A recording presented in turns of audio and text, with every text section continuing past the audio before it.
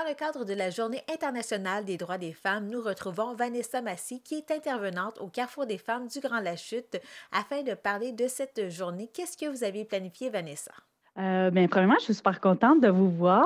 Aujourd'hui, en ce 8 mars, effectivement, au Carrefour, on a prévu de faire une activité qui va se dérouler demain, juste pour faciliter l'horaire ici. Donc, on va déjeuner avec les femmes ici, en présence, tout en respectant les mesures sanitaires. Et nous allons déjeuner en bonne compagnie autour d'un bon repas. Et nous allons réfléchir sur le thème de cette journée, qui est cette année, Écoutons les femmes.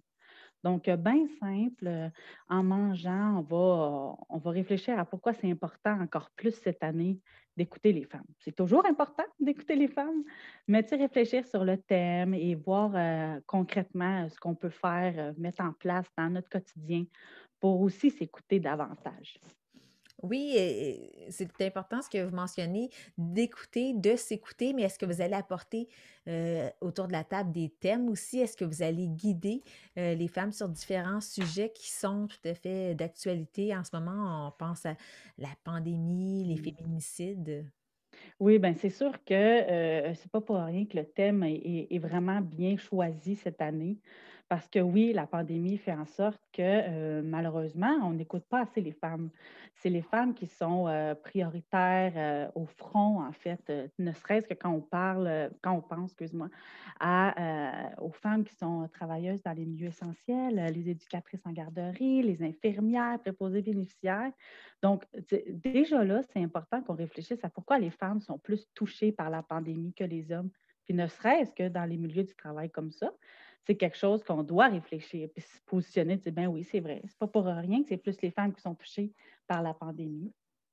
Aussi, on va aborder tout ce qui est la notion de charge mentale. C'est un sujet qui nous préoccupe beaucoup, toujours ici, Mhm. mais encore plus en temps de pandémie, parce que c'est les mamans monoparentales, les mamans avec les familles unies, sauf que c'est elles qui ont principalement la charge mentale. Donc, tout ce qui est conciliation, travail, famille, école, maison et tout, on l'a tout vécu hein, et on le vit toujours avec la pandémie. Donc, c'est aussi des sujets qui vont être abordés, c'est sûr, dans notre discussion demain. Rappelez-nous aussi, dans le fond, la mission du Carrefour des femmes du Grand Lachute. Ça consiste en quoi et c'est toujours d'actualité en 2021?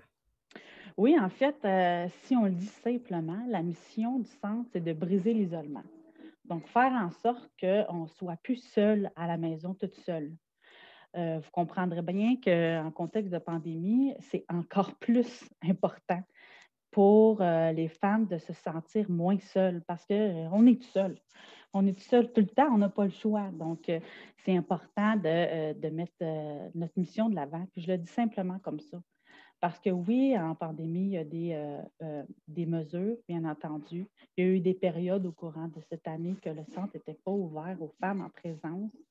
Mais on peut toujours briser l'isolement d'une autre façon, donc que ce soit en mode virtuel, par téléphone. Donc, c'est la mission du centre qui est toujours et qui va toujours être très pertinente, ne serait-ce que pour justement qu'on sente qu'on n'est pas toute seule à vivre la même chose. Mais justement, c'est un point intéressant que vous soulevez concernant l'isolement. Est-ce que cette année, avec la pandémie, avec le couvre-feu, avec ce que l'on vit, télétravail obligatoire jusqu'à nouvel ordre, donc est-ce que vous avez senti que votre rôle est encore plus important auprès des femmes? Oui, vraiment. On le voit quotidiennement dans notre train-train, que ce soit au téléphone, les femmes nous appellent et la détresse psychologique est vraiment plus grande. Les femmes nous appellent, elles sont encore plus seules. Tu sais, c'est ça qui arrive, encore plus. On voit beaucoup de troubles de santé mentale ou de questionnements par rapport à ça, tu sais, l'anxiété, l'isolement. Ça va vraiment avec notre mission, puis on se rend compte que les problématiques que les femmes vivent, c'est vraiment plus intense. On va se le dire comme ça. Là, tu sais, beaucoup plus d'isolement, beaucoup plus de précarité financière, c'est ça, de Oui. problèmes de violence conjugale, comme tu l'as souligné. Mhm. C'est extrêmement malheureux, bien qu'on n'est pas surprise. C'est triste qu'on dit, mais on n'est pas surprise au centre parce que justement, la pandémie fait en sorte que les femmes Déjà que c'est difficile de dénoncer ou de parler à quelqu'un quand on est victime de violences conjugales, ça l'est encore plus en contexte de pandémie. Et vous, c'est ça, votre rôle, c'est de briser l'isolement, vous l'avez mentionné. Et pour elles, ces femmes-là, aller au carrefour des femmes, c'est un peu comme un havre de paix, un refuge pour elles? Oui, absolument. Puis c'est ça qui a été le plus difficile durant ces derniers mois, parce que les femmes, on aime ça se retrouver ensemble. Oui, le Zoom, ça permet quand même qu'on puisse voir, mais c'est pas pareil. C'est pas pareil que manger autour de la table puis discuter d'humain, le contact humain. Pour tout le monde, c'est difficile, mais encore plus pour les femmes qui sont seules et qui sont déjà isolées, tout Mhm. simplement. Donc oui, on est bien heureuse de pouvoir réaccueillir des femmes ici au centre à Oui, partir de demain. oui, parce que vous étiez fermé depuis le Mm. mois de janvier? Oui, exactement. Il y a eu un temps où est-ce que, en raison de la pandémie puis des mesures sanitaires, le centre était fermé en présence. Mais à partir de demain, le 9, on va pouvoir réaccueillir des femmes ici.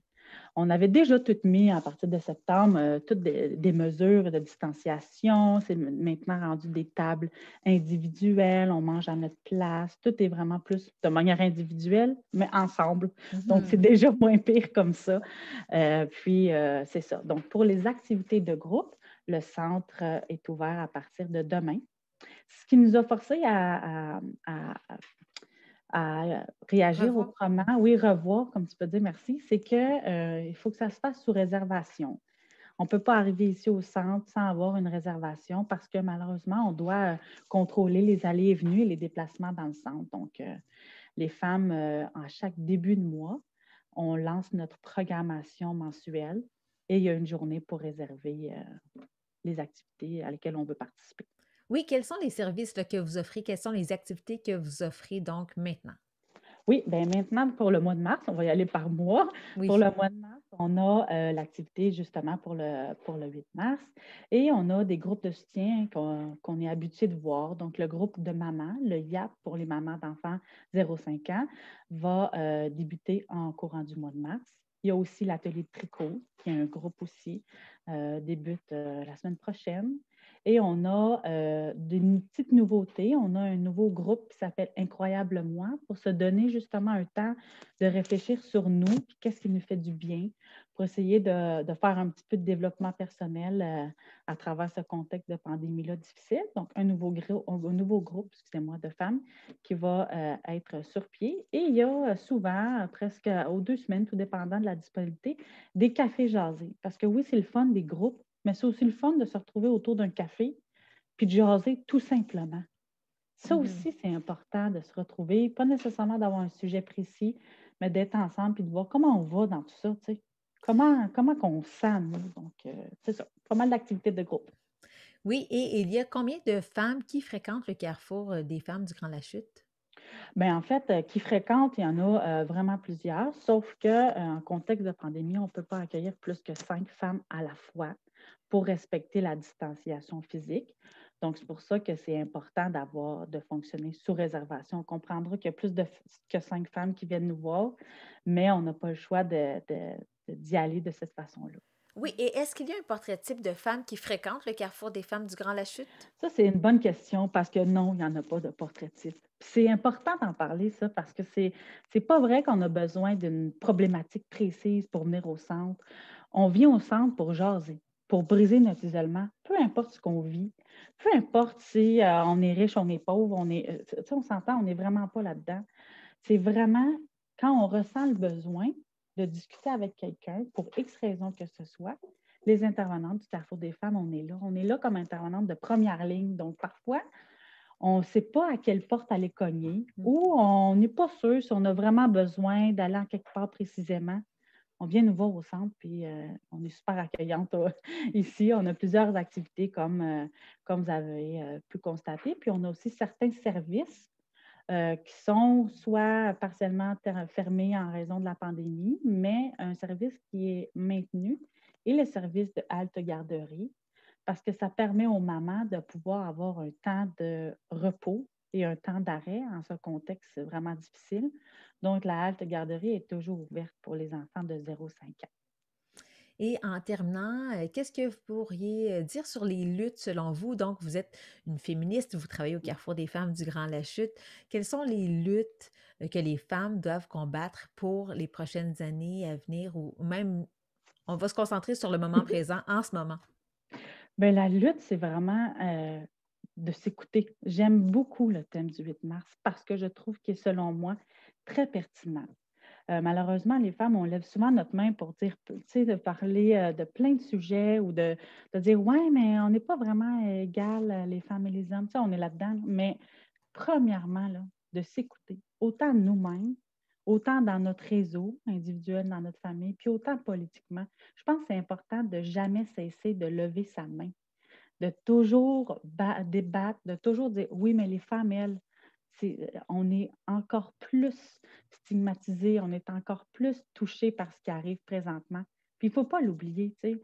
M. Legault parlait d'anges gardiens. Je ne vais pas dire qu'on est des anges gardiennes parce que c'est nous qui gardent le Québec en bout de ligne. C'est toutes des femmes qui sont en premier, qui sont plus touchées, ne serait-ce que les intervenantes, comme je dis tantôt, les travailleuses des milieux essentiels, mais aussi les femmes qui sont beaucoup plus isolées en contexte de pandémie. Donc, je n'ai pas nécessairement de lutte précise, mais ce que je sais, c'est qu'il ne faut jamais cesser de dire haut et fort ce qu'on veut dire, tout simplement.